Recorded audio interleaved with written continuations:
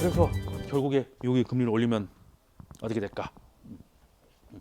자, 이걸 가지고 인터넷에 보면 인터넷에 보면은 이제 저도 제가 유튜브에 강의를 올리기 시작하면서 제가 처음으로 검색을 해봤는데 별로 경제 강의가 그렇게 많지가 않더라고요. 최진기 씨나 뭐 이런 오마이뉴스에서 하시는 게 있었고 다른 분들도 좀 계시고 한데 솔직히 다 하는 이야기가 좀 비슷비슷하더라고요. 좀 비슷비슷해요. 특히 미국 금리 인상에 대해서는 약간 부정적인 시각을 가지고 있고 거기서 늘 나오는 게 이제 한국의 가계부채죠. 근데 저는 한국 경제보다는 투자자 입장에서 미국에 투자하고 있는 투자자 입장에서 보기 때문에 약간 조금 달라요. 약간 그래서 조금 다른 건데 한국이 어찌되든 상관없다가 아니라 저는 입장이 조금 다르다는 거.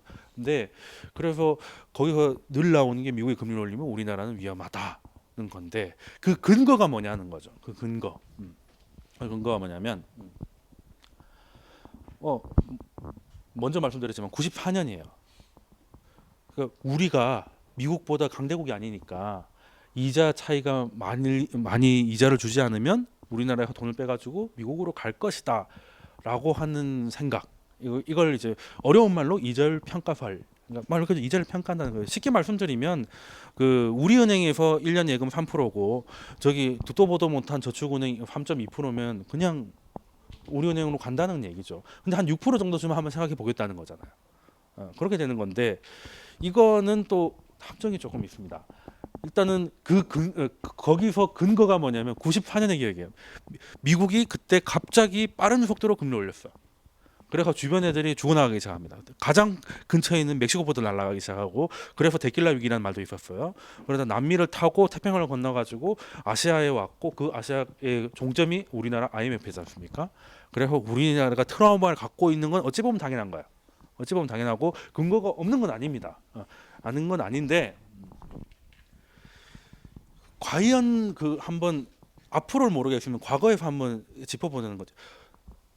아시는지 모르겠습니다. 우리나라 금리보다 미국 금리가 높았던 적이 있었어요. 금리 차이가 안 나는 정도가 아니라 우리가 더 낮았던 적이 있습니다. 가까운 시기 2004년에 있었잖아요. 2003년에 무슨 일이 있었어요? 나에게 힘을 주는 LG 카드가 우리를 다 죽였죠. 네. 카드 대란 터졌습니까? 그래서 그때 금리를 두 단계 낮췄는데 미국은 그때 금리 인상을 시작했어요.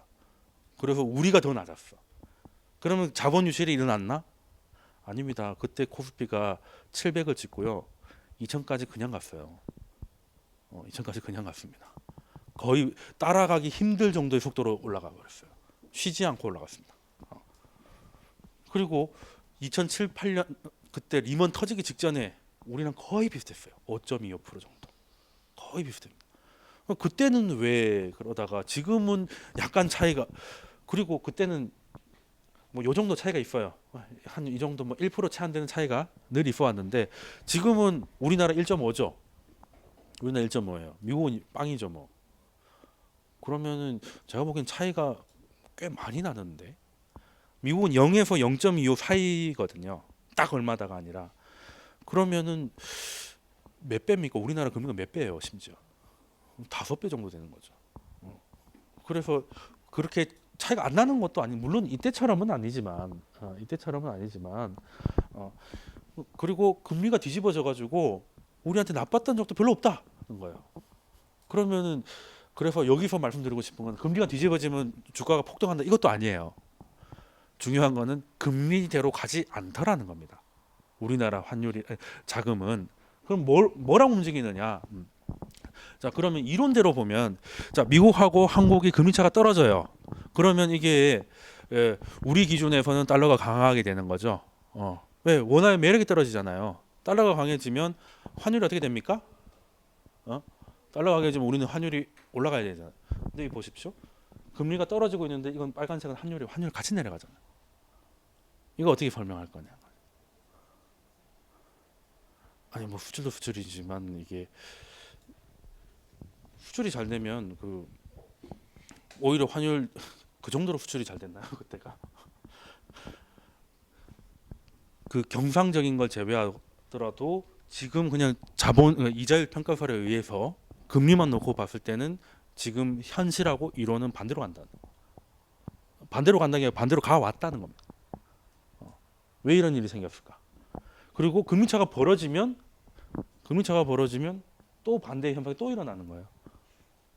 거꾸로 가는 거잖아요. 이 반대로 가야 되는데 같이 가고 있어요. 이게 좀 신기하다는 겁니다.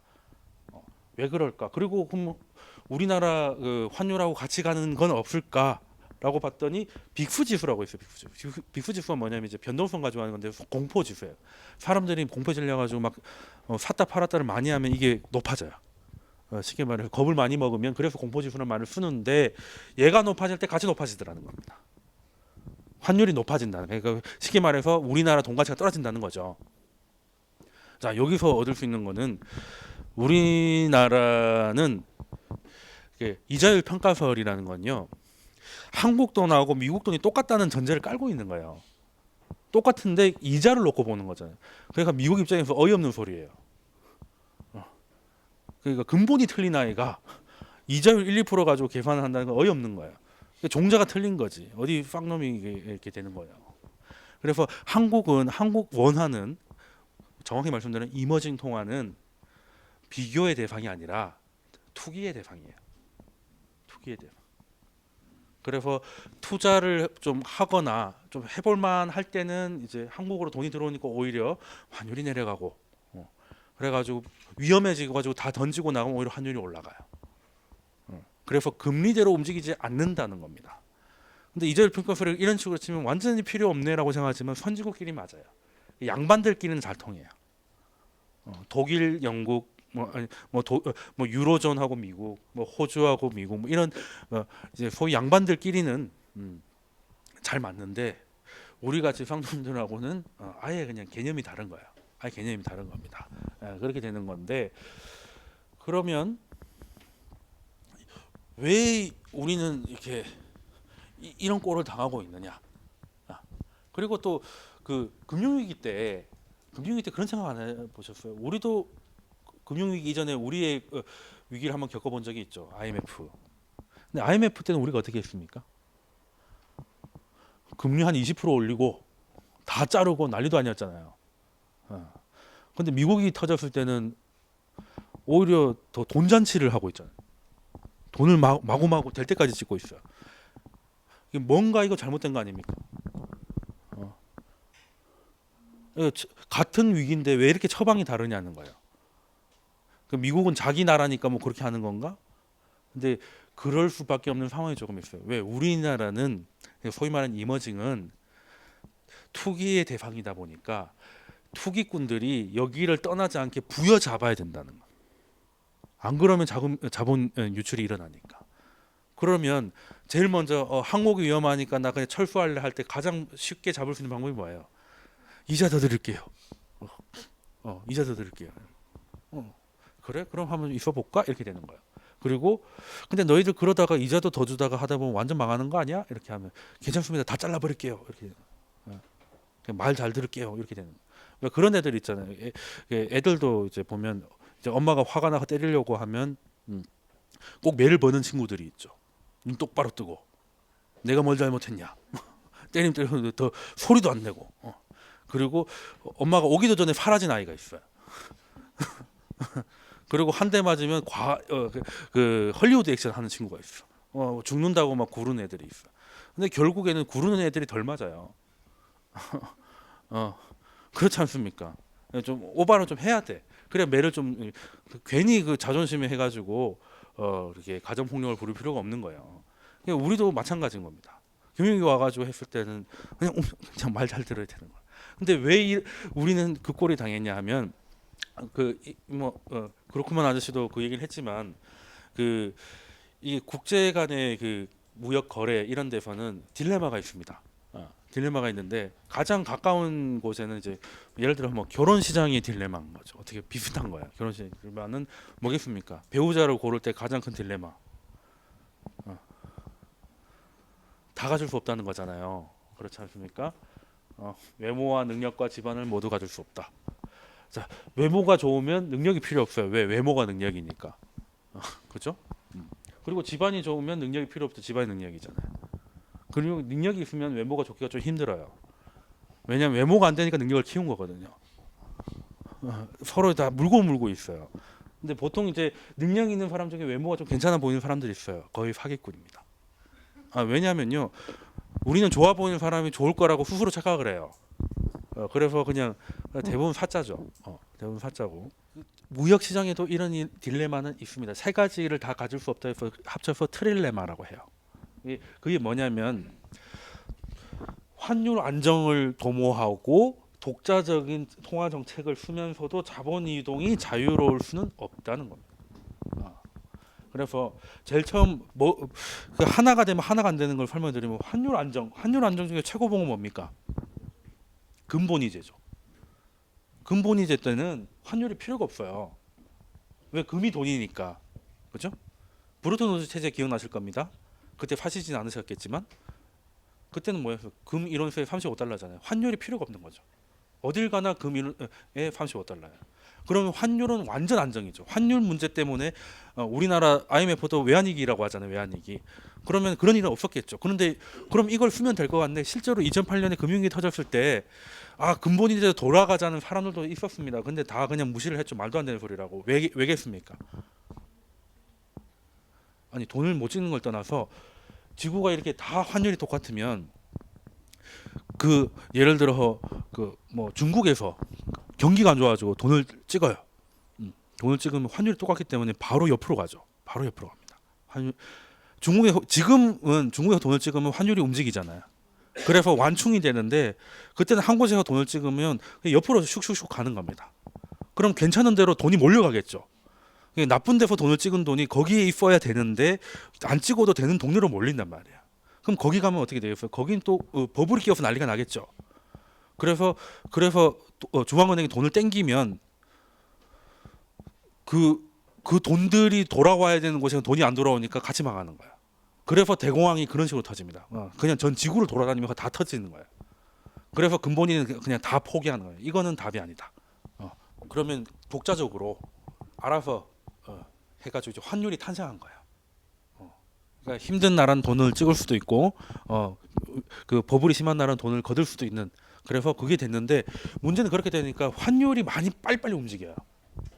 그러다 보니 환율 시장 자체를 가지고 투기하는 세력들이 생겨요. 환치기를 하는 거지, 쉽게 말하면. 그러니까 원래는 이 정도 움직여야 될 게 이렇게 움직이니까 특히 우리나라 같이 수출 많이 하는 기업들은 돌아버리는 거예요. 환율이 자고 일어나면 주식처럼 계속 바뀐다고 생각을 해보세요. 그러면 내가 사업을 하는데 중국에 공장이 있고요. 또 저기 남미에 잠깐 사다 놓은 게 있어요. 줘야 될 어음이 있는데 환율이 계속 바뀌니까 내가 재산이 얼마인지 빚이 얼마인지 계산이 안 나오는 거예요. 그죠? 그래서 이것도 이제 그래서 중앙은행이 나와가지고 이제 요거를 좀 개입할 수 있도록 만듭니다. 개입할 수 있도록. 환율이 너무 올라가면 시장 개입을 해가지고 환율을 좀 다시 적정 수준 낮추고 너무 떨어져도 높여주고 너무 올라가면 낮춰주는 요거를 좀 할 수 있게 했더니 그러면 우리나라 그러면은 중국은 지금 완전 자율 변동 환율제가 아니잖아요. 우리나라는 무슨 환율을 쓰겠습니까? 우리나라는 말은 변동 그냥 자율 변동이라고 하는데 쉽게 말해서 정부가 너무 개입을 해요. 그 벤버냉키 의장이 이런저런 얘기를 하다가 한국 이야기를 한번 한 적이 있습니다. 미국이 환율 조작국을 분기별로 발표를 해가지고 하는데 우리나라가 환율 조작국이에요. 물론 어이가 없죠. 제일 조작하는 아이가 우리 보고 조작을 한다고 하니까 가장 어이가 없는데 자기들은 유체 이탈이니까 그렇다 치고 우리가 왜 그러냐면 버냉키도 알고 있는 거예요. 우리나라는 솔직히 말하고 실제보다는 환율이 높은 상황입니다.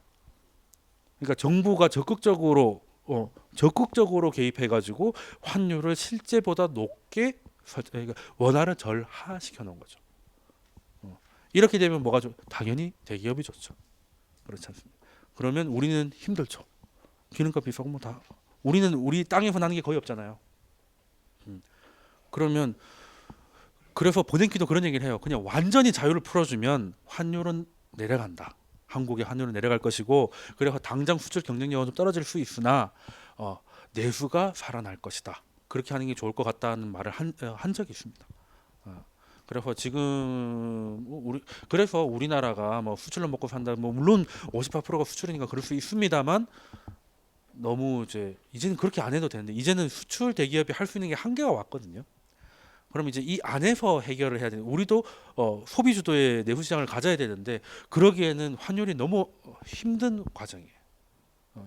그런 상황이 있는 겁니다. 그래서 이런 상황이 있다 보니까 이런저런 문제 속에서 그 환율은 이런 그 환율 제도는 이거 하면 저게 문제고 저거 하면 요게 문제다 보니 그래서 쉽게 말해서 작은 나라들은 신뢰를 받기 어려운 거예요. 얘네들은 어떻게 될지 모른다는 거예요. 어떻게 될지 모르기 때문에 그냥 그 소위 말하는 기축통화권 있죠. 기축통화로 인정받는 게 몇 개 있습니까? 네 개 있죠. 달러, 유로, 엔화, 파운드. 네. 그런데 얘네들은 막말로 돈을 찍어서라도 어떻게 하면 되는데 그 외의 나라들은 얘네들은 돈을 믿을 수가 없다는 거예요. 얘네들은 그냥 쉽게 말해서 돈을 막 찍어가지고 얼마든지 절하가 돼요. 실제로 우리가 미국정 때부터 시작하면 그 천 원이었던 게 지금 2원으로 떨어져 있어요. 55배가 날아갔거든요. 그 정도의 상황인데 그 가치가 55배 날아간 55분의 1당이 난 거예요. 그런 시장에서 금리 1, 2%더 준다고 해가지고 달러를 빼가지고 여기다 갖다 놨다가 다시 갖다 그거는 대상이 아예 되지 않는다는 겁니다. 그건 대상이 되지 않는 거고 그래서 우리나라는 물론 이게 올라가는 게 뭐냐면 이머징 통화의 그 절하 속도예요. 이만큼 가치가 떨어졌다는 겁니다. 근데 2000년부터 조금 이제 그나마 흐름을 탄 겁니다. 그나마 흐름 탄 거예요. 그 전까지는 이거는 돈도 아니었던 겁니다.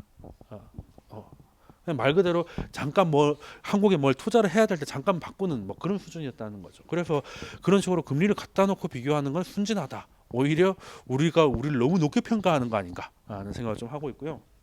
그래서 결론은 어떤 거냐면 글로벌 투심이 살아나면 우리 같은 나라가 더 쉽게 말해서 자금이 더 유입될 것이고 투심이 쪼그라들면 우리는 환율이 치솟을 겁니다. 미국 금리대로 움직이는 게 아니라는 겁니다. 그러면 글로벌 투심은 어떻게 합니까? 아까 빅스 지수 같은 거 있죠. 그게 밑에서 움직이면 좀 안정적인 거예요. 근데 올라가면 올라갈수록 사람들이 공포에 질렸다는 거거든요. 그러면 우리나라 같은 걸 먼저 자, 주식 시장이 위험해요. 내가 미국 주식이 있고 한국 주식이 뭐부터 던지겠습니까? 당연히 한국 주식이죠. 똑같이 생각해 보시면 되는 겁니다. 그래서 오히려 투심이 중요하다는 말씀을 좀 해드리고 싶고 그래서 잠깐 5분만 쉬었다가 중국 얘기하고 마무리하도록 하겠습니다. 이거 더워가지고 힘드시죠? 잠깐 쉬었다 왔는데요. 자, 지금까지는 태평양 건너가지고 미국 얘기했습니다. 미국 얘기했고 뭐 사실 미국 얘기도 아니고 미국에 관련된 우리 이야기였죠, 그죠? 그리고 금리 인상이라는 거 그리고 제가 늘 강의 때 말씀드리지만 위기는 인사성이 바르지 않아요. 뭐 9월 위기설 무슨 위기설 뭐 이렇게 하잖아요. 위기가 위기라고 알리고 오면 그게 위기입니까? 그냥 손님이지. 그렇지 않습니다. 그리고 알리고 오면 오히려 더 기회죠. 사람들한테 공포를 살 수 있으니까. 그래서 뭐 거기에 가려져 있는 게 오히려 저는 중국이라고 봅니다. 중국이라고 봐요. 그러니까 그리고 미국의 금리 인상이라는 거는 2년 넘게 전 세계가 준비를 해왔어요. 근데 너무 임박했기 때문에 이제 약간 발작이 일어나고 있는 상황인 거였고, 그래서 뭐 빨리 금리를 인상을 해야 됩니다. 저는 그냥 빨리 했으면 좋겠어요. 뭐 한 해만 해가지고 그냥 9월달에 한이 어쨌니 해가지고 뭐 울고 하는 것도 지겹고 빨리 했으면 좋겠다 생각을 가지고 있는데 금리 인상한다고 또 무조건 좋으냐 그것도 생각을 해봐야 되겠지만 그건 다음 강의 때 설명드리기로 하고요. 자, 중국이 이제 지난 제가 휴가가 있는 동안에 미국에다가 빅뉴스를 안깁니다. 위안화를 평가절하시키죠. 평가절하가 뭡니까? 이제 우리로 치면 환율을 이제 높이는 거죠. 우리 통화 가치를 떨어뜨리는 거지. 왜 이런 짓을 합니까? 일단 수출이 좋아요. 그렇죠? 일단 수출이 좋습니다. 그리고 중국은 우리보다 더 좋죠. 중국은 먹을 걸 자기 안에서 해결할 수 있잖아요.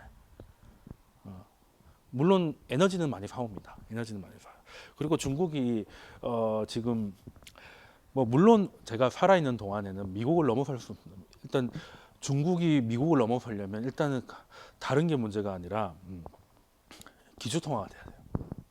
이걸 안 되면 아무리 해도 안 됩니다. 일단 기축 통화 안에 들어가야 되기 때문에 중국이 가장 큰 숙제는 이겁니다. 기축 통화 안에 위안화가 들어가야 돼요. 이렇게 되면 중국이 진짜 이제 한 단계 거듭나는 건데 아직은 멀었습니다. 그래서 지금은 미국한테 감히 환율 전쟁을 선포할 수 없어요. 하면 죽는 겁니다. 한쪽은 무한 리필이고 한쪽은 그냥 물통에다 들고 다니는 건데 게임이 안 되는 거거든요. 자, 그러면 왜 평가절하를 했을까? 그냥 보기에는 그냥 중국이 그냥 한 방 먹인 것 같은데 실제로 지금 미국하고 러시아하고 대립을 많이 하고 있죠. 대립 많이 하고 있어요. 그 그리스도 지금 러시아가 중간에 끼어가지고 약간 미국이 약간 곤란한 상황이 좀 됐는데 그 러시아를 조지기 위해서 지금 미국이 뭐라고 있습니까?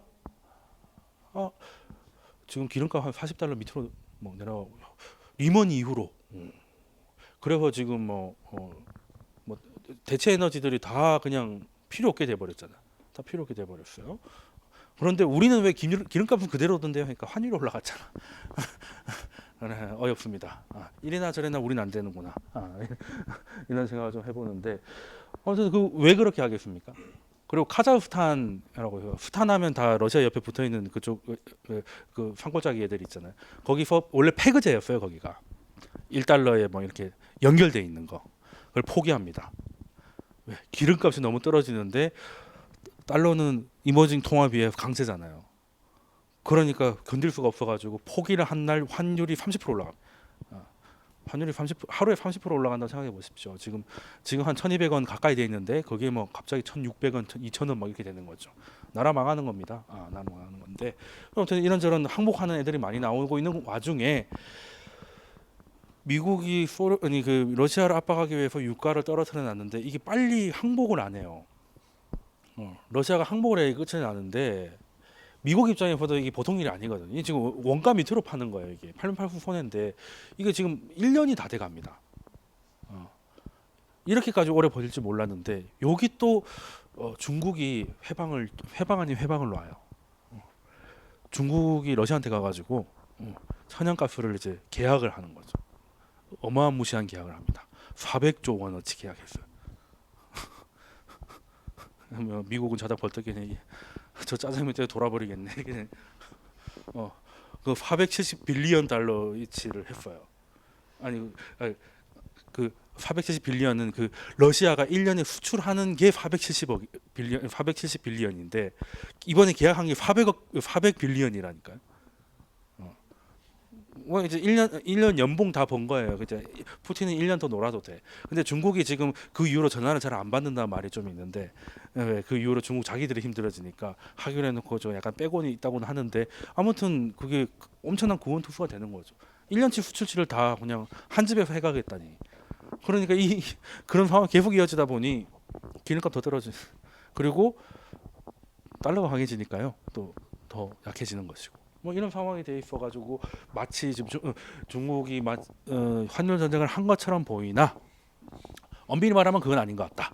아직은 일단 시작이 안 됐어요. 그리고 이번 올해 5월에 어이없는 법이 미국에서 통과됐습니다. 그 핵허선 금지 조약 이런 거 있죠. 그게 뭐겠습니까? 이미 핵을 가진 나라들이 뭉쳐가지고 우리만 가지자 하는 어이없는 조약이잖아요. 다른 애가 가지면 죽인다 이거잖아요. 근데 이제는 2차 세계대전이 낳은 최고의 발명품은 뭐겠습니까? 핵폭탄이잖아요. 핵폭탄. 그럼 뭐 북한도 지금 가지고 싶어가지고 기염둥이를 만들고 있잖아요. 그런데 지금 솔직히 핵폭탄으로 전쟁하기에는 너무 이 대가가 커요. 그래서 지금은 뭘로 전쟁합니까? 돈으로 하지 않습니까? 돈으로. 뭐하러 그래 가가지고 뭐 총 쏘고 뭐 사람 힘들게 하겠어요. 돈으로 하면 되죠. 그런데 화폐 전쟁에서 핵무기는 뭐겠습니까? 기축 통화권이잖아요. 기축 통화권.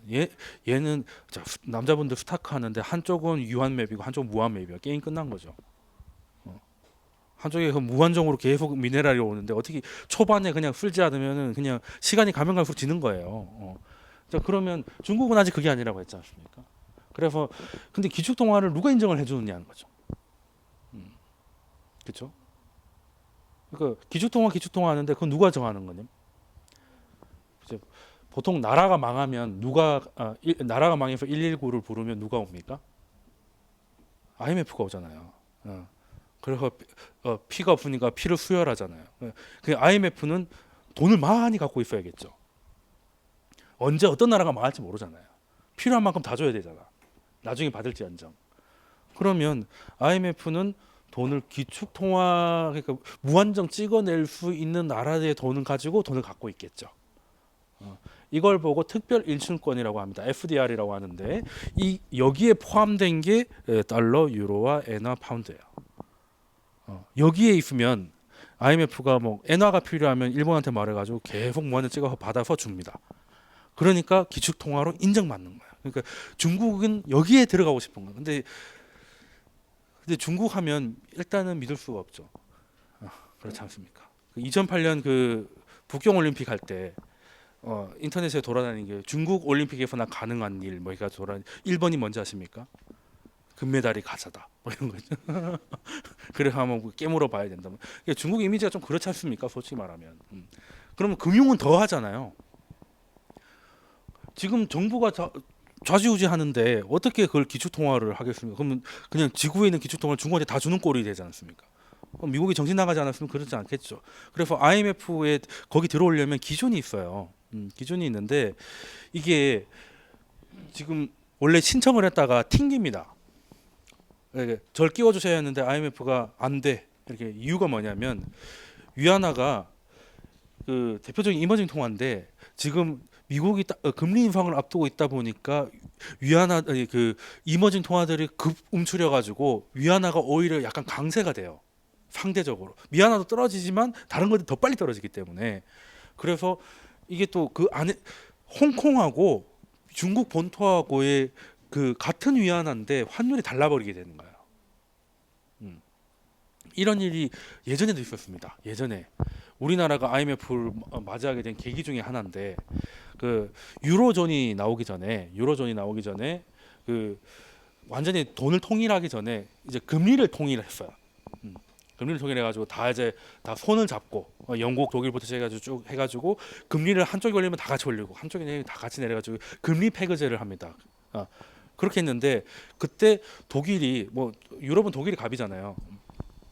독일이 통일을 했는데 동독 돈을 어떻게 할 거냐 이 고민이죠. 우리도 이거 고민해봐야 돼요. 우리가 통일되면 북한 돈을 어떻게 환전을 해줘야 되죠? 우리가 북한 돈을 쓸 수가 없잖아. 바꿔줘야 되는데 어떻게 해야 될까요? 그래서 통 큰 결정을 내립니다. 서독이 1대1로 바꿔줘요. 1대1로 바꿔줘요. 그러면 동독 돈은 휴지 조각인데 갑자기 유럽에서 가장 강한 돈을 마르크로 그냥 찍어줘 버리니까 엄청난 양적 완화를 한 거나 똑같은 효과가 되겠죠. 그래서 물가가 치솟습니다. 그래서 또 독일하면 물가 때문에 고생한 트라우마가 있잖아요.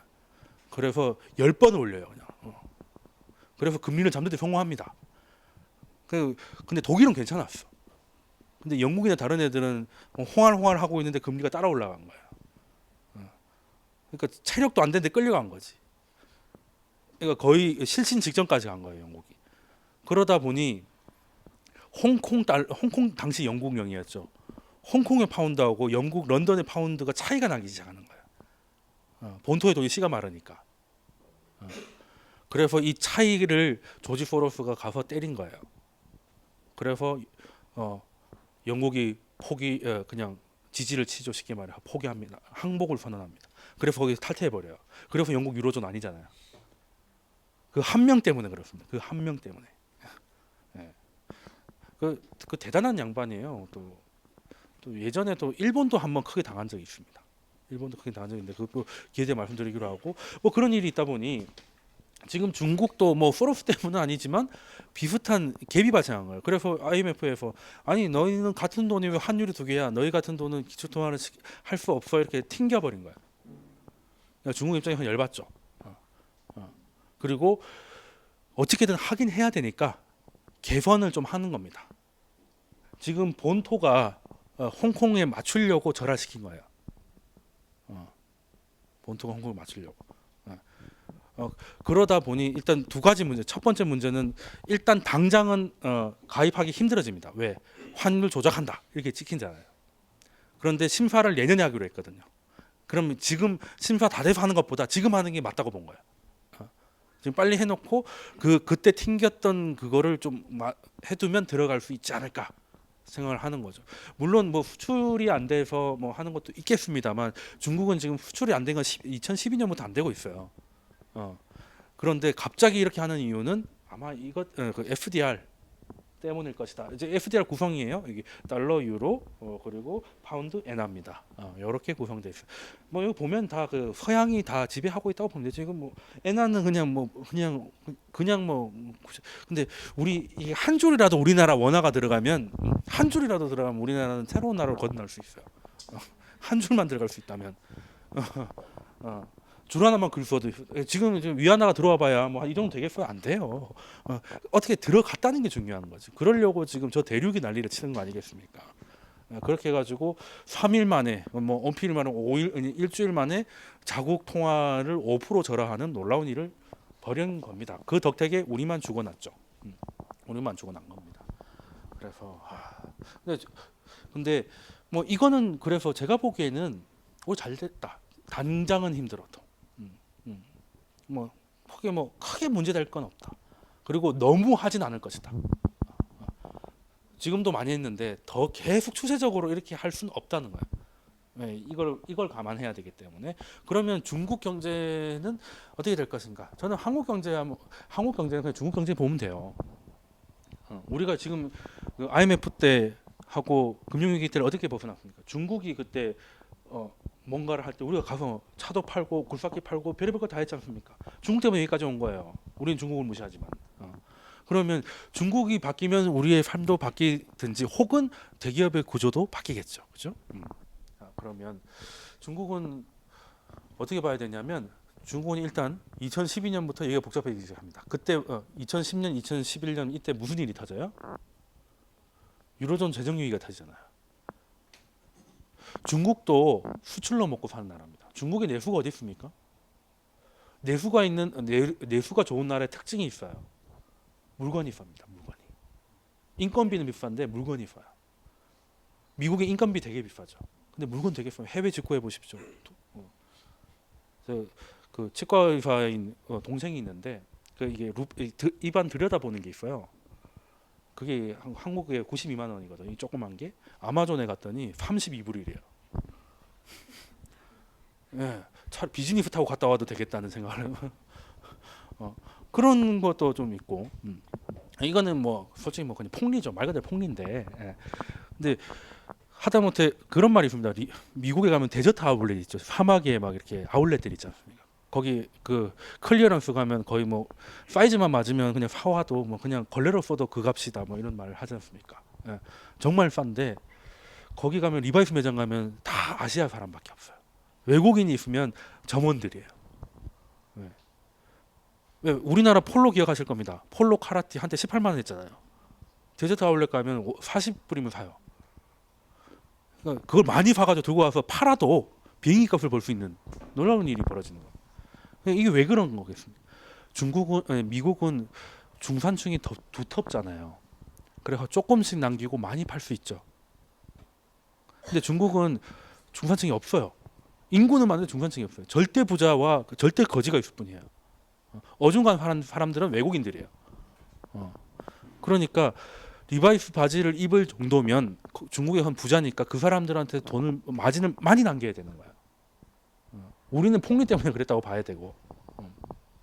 그렇기 때문에 미국에 뭐 블랙 프라이데이 뭐 이런 거 해가지고 엄청 뿌리지 않습니까? 거기는 일단 사람들이 돈을 질러줘야 뭐 경제가 돌아가기 때문에 그래서 쇼핑이 살아 있는 건데 중국은 그런 거 없지 않습니까?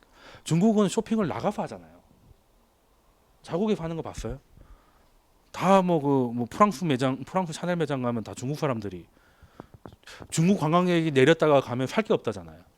뭐 요즘은 그렇진 않아요. 요즘 그렇진 않은데 한창 잘 나갈 때는 동쪽에서 서쪽까지 가고 뭐 이런 말이 있었지 않습니까?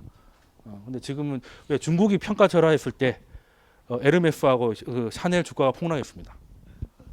중국 애들이 덜 사겠구나. 비싸진 거잖아요. 5% 비싸진 거잖아. 그 당연한 거죠. 그러다 보니 그 중국은 이제 수출 주도, 수출 주도고, 그래서 수출 주도인데 수출과 관련된 사람들은 되게 부자가 되고 관련된 사람들은 계속 가난한 거야. 이해되시죠? 그러니까 중국은 이걸 해결해야 돼요. 중국의 문제는 이겁니다, 사실은. 중국에는 1년에 2억 이상 버는 8천만 명하고 하루에 3천 원 이하로 살고 있는 6억 명이 같이 있는 나라예요. 이게 해결이 안 됩니다. 우리나라는 제가 중국에 친구가 있어가지고 이렇게 한 번씩 한국에 오면 되게 신기한 게 잘 사는 사람하고 못 사는 사람하고 당장 표시가 잘 안 나는데요. 그렇잖아요. 다 그래도 뭐 아무리 싼 걸 입어도 뭐 벗고 다니진 않지 않습니까? 헐벗진 않았잖아요. 어, 어, 그렇잖아요. 그리고 돈 좀 있다고 해서 무조건 뭐 모범 택시만 타고 다니는 것도 아니고. 근데 중국은 딱 보이거든요. 아우디하고 달구지가 같이 다니니까. 어, 그런 거 보면 참 우리나라 좀 일본은 더 그렇죠. 일본은 다 비슷비슷. 일본이 자랑하는 게 뭡니까? 1억이 중산층이잖아요. 어. 지하철 타고 있는 사람들 다 연봉 다 내보다 한 3배 좀 되는 사람들인데 다 끼어서 출퇴근하고 있어요. 일본이 가장 사회주의자 같은 나라예요. 일본 우리나라 동북아에서. 중국이 사회주의지만 가장 자본주의 같은 나라. 있는 사람 어느 사람이 딱 보면 보여요. 근데 진짜 옛날 부자들은 일부러 더 안 꾸미는 것도 있다고는 하는데 가오가 있으니. 근데 이제 요즘 젊은 친구는 안 그렇다 그러고. 그래서 지금 중국의 고민은 그 두 개. 근데 중국은 자본주의지만 정치는 공산주의죠. 그러면 지금 정부가 마음에 안 들면 우리는 어떻게 합니까? 다음에 뭐 야당을 찍자 뭐 이런 얘기 하지 않습니까? 뭐 물론 조작을 하니까 찍어봤자지만 어찌됐건 하긴 하잖아요. 그런데 중국은 바꿀 수가 없죠. 그리고 시진핑이 중국 국민이 직전제로 뽑은 건 알지 않습니까? 그래서 그런 데 특징이 사회적 스트레스가 높아지면 쉽게 말해서 폭동이 일어납니다. 엎어야 되니까. 안 그러면 안 엎어지잖아요. 그래서 중국은 방법은 하나다. 때려 죽일 것이다. 방법이 없어요. 중국은 티베트 같은 데 하는데 보세요. 그냥 잘 때려 죽이잖아요. 그래서 중국은 앞으로 좀 험악해질 것 같고, 근데 이거에 대한 문제를 잘 풀어가야 되는데 지금 당장의 방법은 그냥 주워 패는 것밖에 없는데, 그럼 경제는 어떻게 할 것이냐? 지금 하는 말은 그겁니다. 수출 주도에서 내수 주도로 가겠다라고 하는데 그게 어디 쉽습니까? 돈 쓸 사람이 있어야지. 돈 있는 사람들은 나가서 쓰는데, 하다못해 한국 명동이라도 가는데 중국 내에서 쓰게 해줘야죠. 이게 쉽지 않은 거예요. 그런데 지금 그래서 중국은 지금까지 경제가 뭘로 왔냐? 다 투자로 왔습니다. 다 투자로.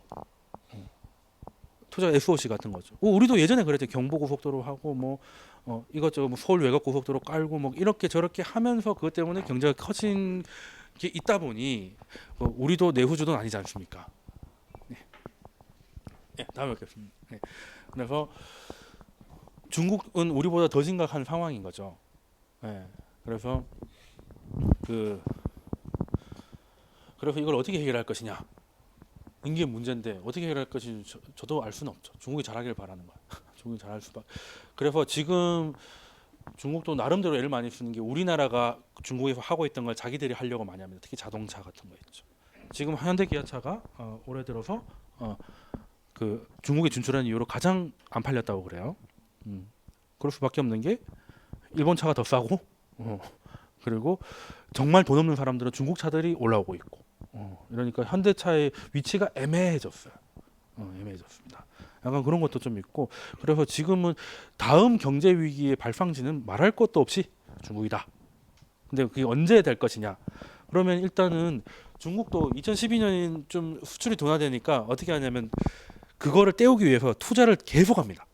근데 투자를 어디다가 했냐면 뭐 인적 자원이나 이런 데 한 게 아니라 그냥 건설하고 막 이런 걸 한 거예요. 그러다 보니까 무슨 일이 벌어지냐면 그게 다 완공되고 나니까 이 공장들이 돌아가다 보니까 생산성이 더 좋아진 거예요. 그러니까 수출이 안 되는데 더 많이 만들고 있는 거지. 그러니까 지금 변비 환자한테 설사약을 준 거예요. 뭐 그러면 골로 가겠지. 그래서 지금 중국은 소비자 물가는 올라가는데 생산자 물가는 오히려 내려가고 있어요. 생산 과잉이 너무 심한 거예요. 안에서 그리고 뭐 철강 이런 것도 우리나라 포스코 이런 거 보면 엄청 만들었는데 이제 건설 안 하잖아요. 전 세계적으로 부동산 경기가 박살났으니까. 그러니까 이게 안 되는 거예요. 그래서 어떻게 하겠습니까? 제일 쉬운 방법, 금리 낮추는 거죠. 금리를 낮췄는데 그 돈이 또 어디로 가고 있어요? 부동산 시장으로 갔다가 부동산 시장이 꺼지다가 다시 살아났어요. 어제 다시 팔아놨는데 그러다 보니까 이제 투자할 시기다고 해가지고 주식이 5,500까지 치고 올라간 겁니다. 경기를 좀 살리겠다고 한 돈이 거기로는 안 가고 주식시장으로 온 거예요. 그러니까 각종 부작용이 시달리고 있는 거죠 지금. 그래서 할 수 있는 두 번째 카드를 꺼내 든 거예요. 물론 FDR 때문에 한 것도 있으나 시기적으로 결정시킨 건 FDR이나 지금 이제 이런 것들을 할 수밖에 없는 상황인 거고, 그래서 지금 중국도 처한 상황이 쉽지는 않다. 지금 동북아가 뭐 그 쉬운 나라는 아무 데도 없습니다만 중국도 만만치 않다. 그리고 우리는 중국에 대한 기여도가 높다는 거는 이제 다 아는 사실이잖아요. 그리고 우리나라 대기업들 보십시오. 다 중국과 관련돼 있어요. 그렇지 않습니까? 그나마 북미에서 좀 팔고 있는 우리나라 대기업은 뭐 갈력시밖에 더 있나요? 물론 뭐 차도 조금 팔긴 하는데 그 정도 가지고 뭐 하긴 좀 쉽지 않아 보이고, 그 외의 것들은 뭐 조선, 석유화 뭐 이런 거 다 우리는 큰 공사를 할 때 할 게 많지 않습니까? 그죠? 일반 소매에서는 할 수 있는 게 조금 제한적입니다. 그래서 새로운 게 뭔가가 좀 필요한데, 그리고 또 가장 큰 문제가 미국이 경기가 좋아지면 우리가 따라갔잖아요. 그런데 지금 미국 경제는 예전하고 완전히 달라요. 구글하고 애플이 잘 나가면 우리는 더 힘들어지잖아요. 네. 그러니까 지식 기반 산업으로 미국 경제가 패러다임이 바뀌어버렸기 때문에 미국 경제가 나간다고 해가지고 우리가 할 게 없는 거예요. 오히려 있는 자리를 뺏기는 거지. 그래서 미국 금리 올리면 미국이 잘 나가면 우리도 잘 나가겠지라고 생각하는 것도 순진하다는 거예요. 예전하고 분위기가 다르다는 거. 분위기가 달라가지고 그것도 좀 판단을 좀 해야 된다는 것이고, 그래서 그러면 어떻게 해야 됩니까? 그래서 제가 보기에는 뭐 구분이 다 했으니까 외국에다가 가시는 수밖에 없죠. 뭐 결론은 그겁니다. 결론은 그거고. 그래서 지금 원래 한 국가가 저성장으로 진입하게 되면 홈바이어스라고 하거든요. 자국 내에 투자하는 거 이런 거를 줄이는 게 상식입니다. 이게 줄이는 게 왜 여기서는 굳이 이 안에서 없는 희망은 굳이 찾을 필요가 있을까? 희망이 생기면 여기서 하면 되는데 아직은 당장은 보이지 않으니 그렇다고 망한다는 얘기는 아니에요. 그리고 한중일에서 놓고 보면 오히려 한국이 좀 상황이 좀 나은 걸 수도 있습니다. 냉정하게 비교하면요. 일본은 우리보다 일본이 전 세계에서 차지하는 수출에서 차지하는 비율이 얼마일까요? 일본 3.3% 정도 됩니다. 일본은 내수가 크죠. 그 수출이 그렇게 많지 않아요. GDP의 14%밖에 안 됩니다. 그래서 아베노믹스가 의심을 많이 받는 거예요. 수출에 좋은 건데 수출이 14%밖에 안 되니까. 아베노믹스 같은 거 우리나라나 중국이 해야 되는 거예요. 우린 절반이 수출인데. 그럼 우리나라는 점유율이 얼마나 될까요? 일본이 3.3입니다. 3.1%예요. 조금 모자라죠. 근데 일본 경제가 우리보다 4배 크죠. 그걸 생각하면 우리가 따라잡은 거죠, 어떻게 보면. 그래서 일본은 크긴 크나 뭐 수출이나 이런 데에서는 한국에 많이 따라잡힌 상황이다는 거고, 그리고 중국은 2006년부터 그 임금 인상을 많이 해줬어요. 제 친구도 이제 처음에 한 20만 원 받던 농민공들이 지금 한 60만 원 정도 받으니까 많이 올랐죠. 근데 그러다 보니까 빠르게 경쟁력을 상실했어요. 이제 중국이 더 이상 싸지 않습니다. 그래서 이제는 뭐 베트남이나 뭐 삼성전자 중국 아니라 베트남으로 갔죠. 더 외국으로 가고 있는 거예요. 중국이 예전처럼 싸지도 않고, 그리고 중국이 그래도 사회주의 국가라 노동자에 대한 그런 게 생각보다 조금 있습니다. 어찌 보면 우리보다 나을 수도 있어요. 뭐 그런 것도 있는데다가 뭐 이런 상황이 있기 때문에 아무튼 쉽지 않았다. 그래서 우리나라가 뭐 당장 망한다는 얘기는 좀 오반데, 주식이나 증시 같은 경우는 꿈을 먹고 사는 시장이잖아요. 그래서 지금 꿈은 좀 제한적이다라고 해서 지금은 사실 뭐 그러면 투자자 입장에서는 어떻게 해야 됩니까?라고 하면 해외 투자 비중을 늘리고 관심을 계속 가지셔야 된다는 거예요. 그리고 우리나라도 이제 지금까지 그 우량주가 대형주는 우량주라고 생각하시는데 수익이 나는 게 우량주죠. 크다고 수익 나는 거 아닙니다. 수익 나는 거 아니고, 뭐 삼성전자 벌써 150만 갈 갔다가 지금 110만 원까지. 그나마 지금 코스피 지수를 잡기 위해서 큰 것들은 놔두고 뒤에들 졸라 패고 있지 않습니까? 그 뭐 나중에 바뀌면 또 그럴 수 있는데 그래 제가 보기에는 수익 낼 그 중소형주로 패러다임이 많이 바뀌고 있어요. 그러니까 중소형주가 이제 민첩하게 움직여가지고 신경제에 적응되고 미국이 신경제 약간 수혜를 입을 수 있는 이런 아이들이 오히려 투자의 대상이 돼야 되고 그리고 뭐 인덱스 투자나 이런 것들은 해외 쪽으로 가셔야 된다. 거고 뭐 물론 세부적인 이야기들은 뭐 이게 뭐 카톡을 주시거나 하면 따로 이제 그거는 제가 강의 때 한 명 한 명 이야기를 할 수가 없으니까 연락 주시면 되고요. 오늘 뭐 혹시 질문 있으신가요? 아, 그리고 저는 그 세상에서 가장 쓸데없는 걱정이 미국 걱정이다. 예. 아니 뭐 미국은 구조적으로 막을 수가 없는 나라잖아요. 어, 미국이 부채를 갖고 있는 달러 부채지 않습니까? 찍으면 되고. 그러니까 미국은 진짜 소행성 충돌, 외계인 침공 뭐 이런 거 외에는 지금 그 외에는 뭐 국가 부도를 할 게 없고요. 그리고 물론 그런 말이 있습니다. 그 특히 이제 중국 분들이 화폐 전쟁 이런 거 중국 사람들이 쓴 책은 안 보는 게 좋아요. 그 근거 없이 그냥 삼국지를 쓰고 있어요. 그냥 삼국지를 쓰고 있고 그리고 이제 그 롬폴 이런 분들은 솔직히 뭐 채권 부자에 대한 이런 거에 대한 대변이죠. 그러니까 채권 부자들은 쉽게 말해서 예금을 많이 갖고 있는 사람들은 인플레이션에 최악이잖아요. 그래서 그리고 실제로 금융위기가 시작되고 양적 완화 시작될 때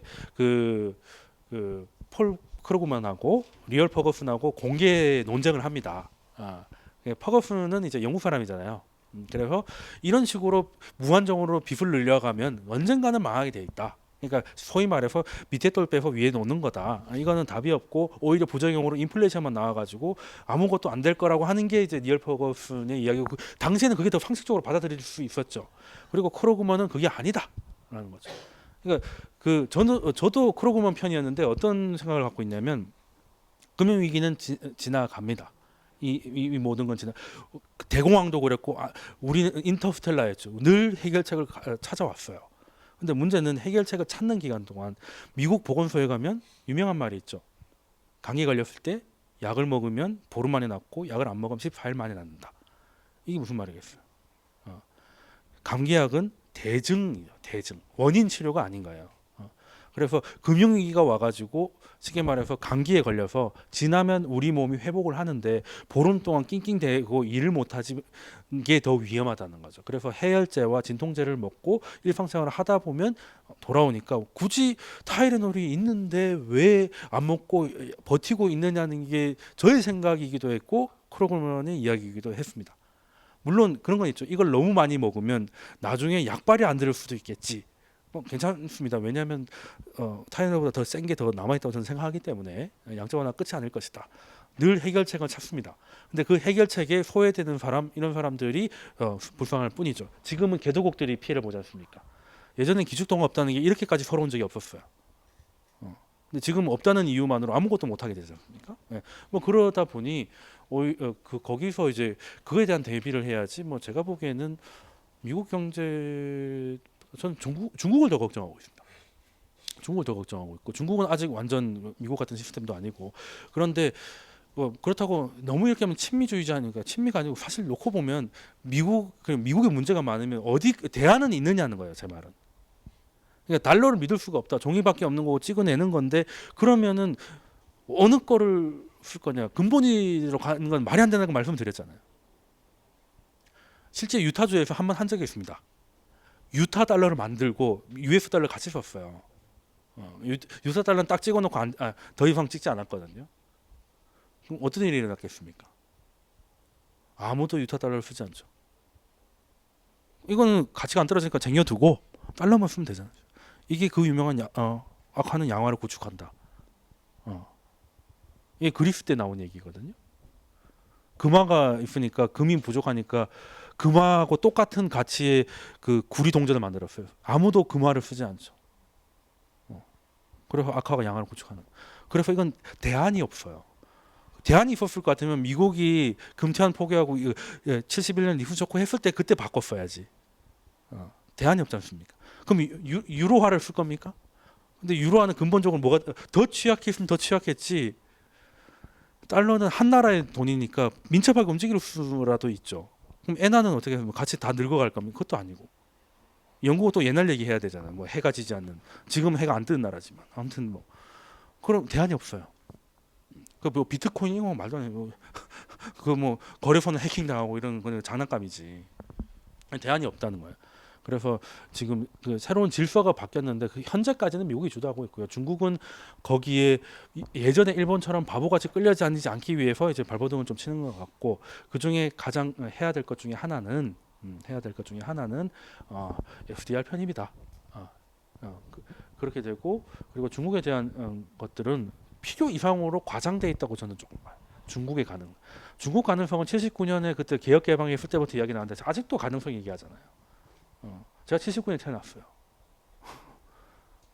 그러니까 뭐 물론 중국이 놀라운 걸 해냈습니다만, 그리고 중국도 조금만 더 기다려 보십시오. 우리가 지금 가장 겪고 있는 가장 큰 문제가 뭐죠? 저출산으로 인한 고령화지 않습니까? 중국은 더 골 때려요. 거기 한 명밖에 못 낳게 했잖아요. 갑자기 어느 순간에 확 줄어든다니까. 이거 어떻게 해결할 겁니까? 지금도 뭐 젊은 친구들도 있는데 이 많은 사람들이 일시에 늙어버려 가지고 그 세대들이 안에 있고, 그리고 배운 사람들은 다 외국으로 나가버렸잖아요. 그럼 이 중국이 이거 쉽지 않다. 그렇다고 세계에 돈 있는 사람들이 중국에 투자 이민을 올까요? 투자 이민을 나갔으면 나갔지 오진 않잖아요. 미국하고 근본이 틀려요. 그렇잖아요. 네, 네. 혹시 지금 사회에 지금 나가려고 준비하는 사람들에 대해서 좀 조언해 주실 좋네요. 말씀 있는 건가요? 뭐 그냥 기도합시다. 요새 워낙 이민 관련해서 이야기도 많이 나오고 해가지고. 아니 후배들 만나면 진짜 좀 슬프긴 슬프더라고. 그러니까 저도 이 상황이면 뭘 해야 될지 좀 되게 난감하긴 하더라고요. 뭐 저희 때도 뭐 그렇게 좋은 건 아니에요. 저희 때도 나름대로 힘든, 대학 가자마자 IMF 터지고 뭐 대학에 졸업하니까 카드론 터지고 뭐 이게 뭐 하여튼 여하튼 뭐 이렇게 나름대로 뭐 이런 식으로 치면 안 슬픈 학번은 없는데 저희도 나름대로 그렇게 했는데 근데 이거는 차라리 우리가 낫다는 생각을 해요. 차라리 저희 때까지가, 그러니까 79, 82가 마지막이었대. 그 이후로는 진짜 지금의 청년 세대가 돼버린 것 같아요. 아니 제가 얼마 전에 뉴스타파 이런 데 가봤는데 그 왜 이제 커피숍에서 아르바이트를 하다가 이제 뜨거운 물을 잘못 쏟은 거예요. 그래서 근데 이제 혼자서 하다 보니까 줄 서서 주문하니까 막 하다 응급처치 못 해가지고 막 흉터가 생기고 막 이렇게 했는데, 근데 그것도 억울한데 뭐 산재를 안 해주고 이런 걸 떠나서 뭐 그냥 말 그대로 잘린 거죠. 그 이유로. 그러니까 일이라도 계속 하게 해달라고, 누가 이거를 뭐 산재를 해달라고 한 것도 아닌데 그랬는데, 거기 이제 주인 그 점주가 이제 통화하는 걸 녹음한 거니까 네가 어디 가서 이런 일을 구하겠니, 이런 일이 뭐가 있어요? 커피숍에 커피 내면 뭐 대단한 일이라고. 그러니까 네가 어디서라는 말 자체가 이 세대가 처한 이 환경을 오히려 악용하고 있는 거 아닙니까? 기성세대들. 그리고 어떻게 하다가 마지막에 헤어질 때 10만 원 던져주고 갔다고 그러더라. 그때 그 돈을 다시 돌려주고 오는데 그렇게 서러웠다 얘가 인터뷰가 있었는데, 그게 그 친구가 무능해서일까요? 그건 아니. 그리고 그 점주도 그렇게까지 나쁜 사람은 아니었을 거예요. 근데 사회 분위기가 그렇게 할 수 있도록 만들어 버린 거 아닌가 하는 생각이 있고, 지금도 가면 이거 제가 말씀드린 월급은 사회적 통념에 의해서 결정된다. 일을 잘해서가 아니라, 그러면 150을 줘도 일을 할 사람이 많다고 생각하면 150 주는 거예요. 근데 150을 주면 아무도 일을 안 할 거라고 생각하면 200을 주겠지만, 그러니까 계속 이게 사람값이 너무 떨어지고, 이번에 어제 뉴스도 보십시오. 그거 자기 제휴병원 보내야 된다고 119가 왔는데 돌려보냈다가 사람 죽었는데 다음날 바로 채용 공고냈잖아요. 시급 5,580원짜리. 아니 참 그렇습니다. 우리나라가 원래 이게 다른 건 몰라도 정이 있고 뭐 이런 나라 아니었나요? 근데 우리나라 굉장히 좀 잔인해진 것 같아요. 잔인해진 것 같아요. 그리고 그 우리의 문화에는 이런 차별과 갑기을이 예전부터 쌓여 있었던 것 같아요. 실제 신분제도 있었고 하다 보니까, 그러니까 그게 좀 굉장히 잔인해진 것 같다. IMF 전에 저 해외 네, 한 10년 나갔다가 와서 보니까 네, 느끼겠더라고요. 그러니까 IMF 그 한란 얘기를 전후로 해서 한국 사회가 좀 변했다는 게. 아니 저는 임진왜란 6.25 IMF 이 세 개를 봅니다. 한국이 변한 거는. 실제로 그렇습니다. 실제로 그렇고 그 세 개를 잘 이해를 해야 된다. 그래가지고 이제 나중에 다음 강의도 그런 걸 좀 해볼 거고요. 저는 뭐 그 짧게 말씀을 드리면요. 일단은 현재는 그거 달러 자산을 가지고 있다가 그리고 달러 인덱스가 빠지고 그 빠지는 원인이 이머징으로 자금이 유입되는 것이 확인되면 그때 이머징으로 갈 생각입니다. 그리고 아니요 달러와 자산은 뭐 미국 주식일 수도 있고요. 네 그렇죠. 달러 예금이 뭐 결국 채권이나 뭐 비슷하니까요. 예, 그런데 채권도 사실 그 역대급 버블이거든요 지금. 그래서 채권에서 뭐 이자 받을 것도 없고 오히려 빠지면 빠졌지 뭐 그렇긴 한데 그래서 그 금리 인상을 한다는 거는 인플레이션 우려이기 때문에 금리가 인상되면 채권 가격은 떨어져요. 예, 그래서 이제 그 채권도 그렇게 안전하다고 보진 않습니다 지금은. 달러 예금이 뭐 사실 뭐 채권이라고 보시면 되니까요.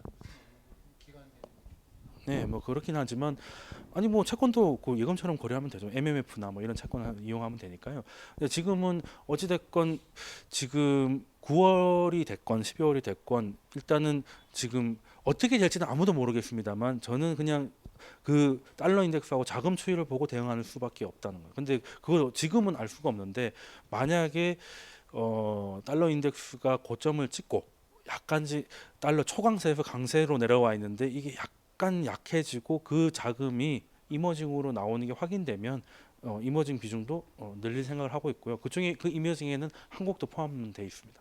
그리고 직접 투자할 때는 종목별로 그 중소형주 중에 좀 괜찮은 아이들을 좀 따로 보고 있는데 지금 시장이 너무 안 좋아가지고 그래서 그거 뭐 종목까지는 여기서는 뭐 말씀을 안 드리겠고요. 그래서 국내는 중소형주하고 인덱스 투자는 해외 쪽을 보고 있는데 그 지금의 기준은 달러가 키기 때문에 달러 인덱스를 보고 결정을 하겠다. 이게 제 생각입니다. 일부 지역에 따라서 부동산은 각각 수요는 뭐 있는 사람들이 사는 거죠. 그러니까 전체 수요, 그러니까 수요는 제가 부동산 할 때 말씀드리지만 수요는 중요하잖아요. 이제 수요 측면에서는 수요 압력은 너무 낮습니다. 잘 아시다시피 그런데 그래서 수요가 키를 못 잡으면 공급이 키를 쥐고 있거든요. 그래서 지금 그 2013년 이때는 막 그 부동산이 미분양이 터지고 했던 이유가 그때는 공급이 많았던 거고 지금 근데 뭐 대구나 뭐 이런 그리고 서울도 작년 한 9월부터 반등을 했지 않습니까? 그럼 그거는 그때 기억 때문에 공급이 줄어가지고 그래 지금 공급이 키라고 말씀드리고 싶어요. 그러니까 지금 수요만 놓고 보면 다 망하는 구조예요. 수요를 놓고 보면 그런데 그러면 이 변수가 두 개죠. 수요와 공급의 변수가 두 개 있는데 하나가 거의 상수처럼 돼 버렸어요. 약함이라고 돼 있잖아요. 그러면 이 시장을 결정할 수 있는 건 공급밖에 없다는 거죠. 네. 그래서 지금은 또 부동산이 핫하니까 지금 많이 공급되고 이제 물량이 이제 분양이 시작되고 이게 2년 뒤에 2017년 정도 되면 그때 되면 딱 공급 과잉으로 다시 한번 조정을 받지 않을까 하는 생각을 좀 갖고 있어요.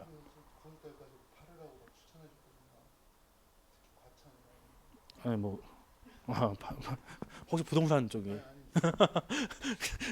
그래서 그 부동산 강의 제가 아직 안 올렸는데 거기 보시면 단기는 공급이 키고요, 장기는 이제 국가 브랜드라고 보시면 돼요. 그러니까 해외 자본이 한국에 들어오는지만 확인을 하시면 될 것 같다. 그래도 뭐 관심이 많으신가 봐요. 잘 알고 계시는데 혹시 뭐 오늘 질문이 가장 많은 날 놀랍. 지표들에 대한 소스를 네. 전문가가 아닌 일반인들이 볼 수 있는 사이트나 그런 건 어디? 그거는 구글이라는 곳에서. 아니 이게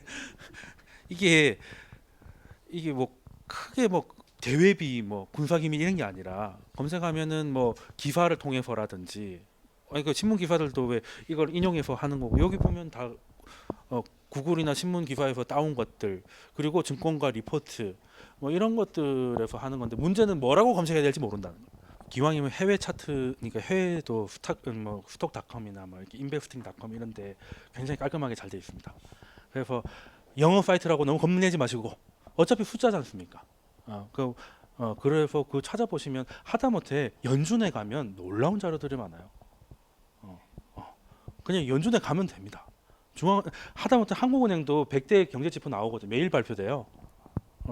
그리고 그걸 가지고 아까 얘기한 걸 다 할 수 있어요. 그 포털은 굉장히 그 팁으로 말씀드리면 그 한국은행 들어가시면 100대 경제 포털이 지표 포털이 있거든요. 거기 가면 그거 파일을 원소스를 엑셀로 다운받을 수도 있고 그리고 꺾음선이나 뭐 이런 각종 그래프로 만들어낼 수도 있고 기간 설정할 수 있고 다 할 수 있어요. 하나의 엑셀이 붙어 있는 거기서 다운돼 거기서 다운되고 해외 거는 이제 그 연준 FRP에 들어가면 거기 보면 파이낸셜 뭐 리포트 이런 것들이 있는데 거기 들어가면 그 쭉 나오 거기도 한국은행하고 똑같이 기간 설정 그리고 타입 이런 걸 다 할 수 있고 이게 힘들면 근데 경제 지표는 진짜 많기 때문에 지금 뭐가 중요하냐 이게 사실 어려워요. 이게 지표를 보고 지표는 사실 뭐 하다못해 뭐 돈을 주고 봐도 되는 건데 그리고 생각처럼 그렇게 비싸지도 않은데 문제가 뭐냐면 지금 어떤 지표가 키인지 모르겠다는 거. 지표가 너무 많으니까. 그래서 경제는 철학하고 똑같아요. 선배를 잘 만나요. 선배 따라가는 거예요. 왜냐하면 이거는 수학처럼 체계적으로 어떻게 공부합니까 물어보는데 여긴 체계가 없어요. 왜 체계가 구성되면 이미 옛날 얘기예요. 그러니까 지금 그리고 통화 정책 이런 것도 케인즈 이야기 뭐 케인즈도 제가 제일 존경하는 경제학자지만 그때는 통화 정책이란 게 없었어요. 왜? 그때 근본이제였잖아요. 그래서 모든 솔루션이 재정 정책으로 나오고 있어요. 근데 지금은 재정보다는 통화 정책이 더 중요한 시대거든요. 그러니까 이런 거를 좀 봐야 되는데 그러면 이런 거를 어떻게 하냐? 이거는 진짜 뭐 스터디를 조직하든지 막 해가지고 그냥 영어 배우듯이 하나하나 하다 보면 계단식으로 올라가요. 이거는 답이 없는 것 같아요. 진짜 시간이 좀 필요하고 그래서 이게 체계적인 게 뭐 있을 거라는 환상을 좀 버리고 그냥 닥치는 대로 보는 거고 팁을 하나 드리면 제일 나쁜 게 경제신문 일간지 보는 거. 그건 그냥 하루하루 있었던 표피적인 이야기를 그냥 짧게 하기 때문에 일간지기 때문에 재미가 없어요. 처음에는 막 의지부터 보다가 이 뭔 소리인지 모르니까 재미가 없는 거예요. 그리고 최악은 그걸 또 인터넷으로 보는 거예요. 종이 신문으로 보면 큰 기사는 지면이 크잖아. 그러니까 모르긴 해도 이게 중요한 건가 보다 이런 느낌이 오는데 또 인터넷에서는 왜 그렇게 낚시가 많은지 그러니까 뭐 충격, 헉 이런 것들도 너무 많고 뭐 광고도 너무 많고 하니까 일단 어지럽고 굉장히 클릭을 받기 위한 그 자극적이고 내용 없는 것들이 많기 때문에 그런 것들은 좀 빼고 차라리 뭘 하느냐면 책 같은 것도 좋은데 책은 솔직히 좀 지나서 나오는 것이고 그래서 한 보름에 한 권 정도 나오는 격주간지 같은 거 있죠. 네, 그런 거를 정독을 좀 하시는 게 좋아요. 뭐 기왕이면 왼쪽 오른쪽 다 매경 한결에 같이 읽는 게 좋아요. 왜냐하면 보름이면 너무 옛날은 아니지만 기간이 좀 있기 때문에 예를 들어서 롯데 사태가 이렇게 결론이 났으면 그거에 대해서 쭉 히스토리를 들려주잖아요. 일간지는 오늘 뭐 주주총회한테 이겼다 뭐 이렇게 짧게 나오는데 그래서 통찰을 얻고 싶은 거죠. 중요한 거는 롯데가 어떻게 되는지.